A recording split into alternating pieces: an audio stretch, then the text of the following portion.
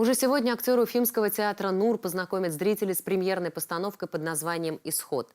Главный герой спектакля – пожилой мулла, живущий во времена революционных событий в России начала XX века. Пьеса была написана почти 100 лет назад, и тогда ее жанр определялся как сатирическая комедия.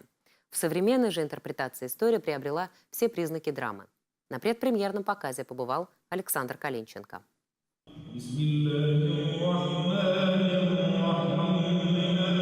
Перед официальной премьерой этот спектакль было решено опробовать на зрителях, многие из которых были приглашены специально. Режиссеру Байрасу Ибрагимову было важно услышать мнение о постановке не только от театралов, но и от верующих. Надо точно как-то по канонам идти.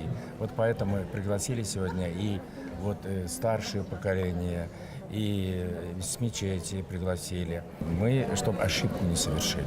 Главный герой – зажиточный мулла, бегущий от советской власти с семьей на восток и теряющий по пути все, кроме главного – веры. Казалось бы, ничего веселого в истории быть не может, однако в 1922 году пьеса была написана именно как сатирическая комедия. В 20-30-е годы, понятное дело, что было модно смеяться над изжитками прошлого.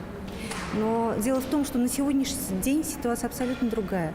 Чем ближе к финалу, тем меньше становится декораций на сцене. Если в начале это дом полная чаша, то в конце пустота.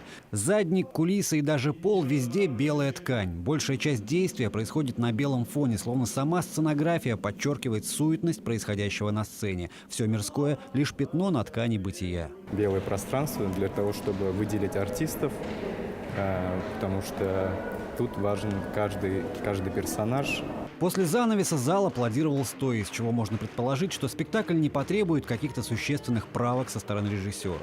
Премьера состоится уже сегодня. Александр Калинченко, Денис Спиридонов, Россия, культура, Башкортостан.